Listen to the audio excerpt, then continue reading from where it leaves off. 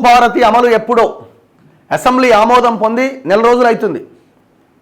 నిబంధనల తయారీపైన మొదలు కాని కసరత్తు. స్పష్టత వస్తేనే పోర్టల్ అందుబాటులోకి. ధరణి సాఫ్ట్వేర్ చిక్కులతో మరింత జాప్యం జరిగే అవకాశం ఉందట.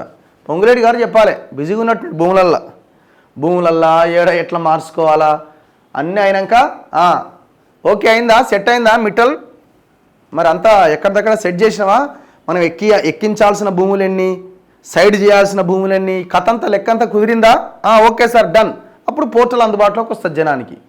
ఇది పొంగులేటి చేతిలో, రేవంత్ రెడ్డి చేతిలో, నవీన్ మిట్టల్ చేతిలో ఉంది ఎప్పుడు అమలు కావాలన్నది. ధరణిలో సాఫ్ట్వేర్ చిక్కులట.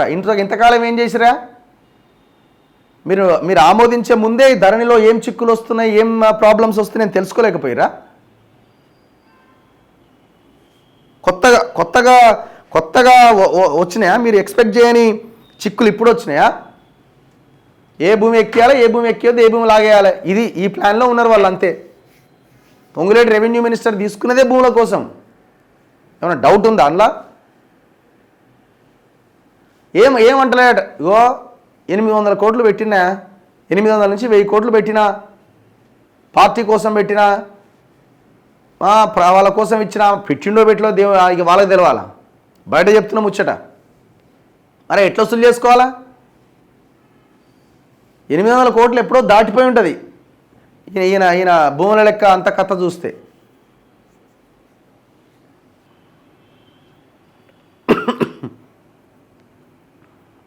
ఇగో నిబంధనలు వస్తేనే పోర్టల్ అట.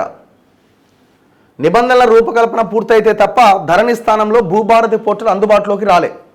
చట్టాన్ని అమలు చేయడానికి అవసరమైన నిబంధనలపైన పూర్తి స్థాయి స్పష్టత వచ్చిన తర్వాతే పోర్టల్ అప్లికేషన్లో మార్పులు చేసే అవకాశం ఉంటుంది. ఇప్పటికే భూభారతి నమూనాకు సంబంధించిన ప్రతిపాదనలను సిద్ధం చేసుకున్న సిసిఎల్ఏ అధికారులు చట్టం అమలుకు సంబంధించిన నిబంధనల కోసం వేచి ఉన్నారట. సునీలా సిసిఎల్ఏనా? భూభారతి చట్టం నిబంధనలు ఎవరు తయారు చేస్తారు అనే అంశంపైన రెవెన్యూ వర్గాల్లో పలు రకాల చర్చ జరుగుతోంది. ధరణి కమిటీలో కీలకంగా వ్యవహరించిన భూ చట్టాల నిపుణుడు సునీల్ ద్వారానే నిబంధనలు తయారు చేయిస్తారా, లేక భూ పరిపాలన ప్రధాన కమిషనర్ కార్యాలయం స్వయంగా రూపొందిస్తుందా అనే దానిపైన స్పష్టత లేదు. వాస్తవానికి సిసిఎల్ఏనే ఈ వ్యవహారాన్ని పర్యవేక్షించాలి. భూభారతి చట్టం ఆమోదం పొందిన తర్వాత సునీల్తో నవీన్ మిట్టల్ ఇప్పటికే 2 సార్లు సమావేశమైంది. నిబంధనల రూపకల్పనపైనే వారి మధ్య చర్చ జరిగింది. 1971 ఆర్ఓఆర్కు సంబంధించి 1980స్లో వచ్చిన నిబంధనల్లోనే కొన్ని మార్పులు చేస్తే సరిపోతుంది అనే ప్రతిపాదన వచ్చింది. అయితే ఆ నిబంధనలు ఇప్పటి అవసరాలకు సరిపోవని భావించిన సిసిఎల్ఏ కొత్త నిబంధనల రూపకల్పనపైన దృష్టి పెట్టింది. కానీ అడుగులు మాత్రం ఇంతవరకు ముందుకు పడలే. ఇదంతా ఒక ఎత్తు అయితే ధరణి నిర్వహణ బాధ్యతలు చేపట్టిన ఎన్ఐసికి సాఫ్ట్వేర్ పరంగా అనేక ఇబ్బందులు ఎదురవుతున్నాయట. ఇవన్నీ అధిగమిస్తే తప్ప కొత్త పోర్టల్ను ప్రజలకు అందుబాటులోకి తీసుకురాలేని పరిస్థితి. ఇలాంటి సాంకేతిక అవరోధాలు లేకుండా ఎన్ఐసి ధరణి పోర్టల్ నిర్వహించడానికి మరో 2 నెలలకు పైగా సమయం పట్టే అవకాశం ఉంది. అప్పటి వరకు కొత్త చట్టం అమలుకు సంబంధించిన నిబంధనలపైన దృష్టి సారించే అవకాశం లేదు.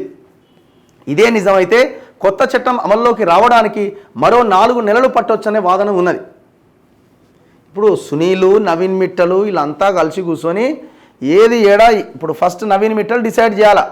నవీన్ మిట్టలు, పొంగులేటి, రేవంత్ రెడ్డి ఫస్ట్ కూర్చొని ఇక ఏ భూమి ఏడుంది, గోపనపల్లి భూమి ఏడా, తెల్లాపూర్ భూమి ఏడా, కొండకల్ తాండాలు ఇవన్నీ మరి ఎట్లా ఇవన్నీ సెట్ చేసినావా లేదా అన్ని చేసుకున్న తర్వాత అప్పుడు సునీల్ దగ్గరికి పోతారు. మరి ఇక ఇట్లా అనుకుంటున్నాం ఇది అని చెప్పి అప్పుడు నిబంధనలు తయారవుతాయి. ఇప్పుడు ఏదో కొత్తగా ప్రాబ్లమ్స్ వచ్చినాయట.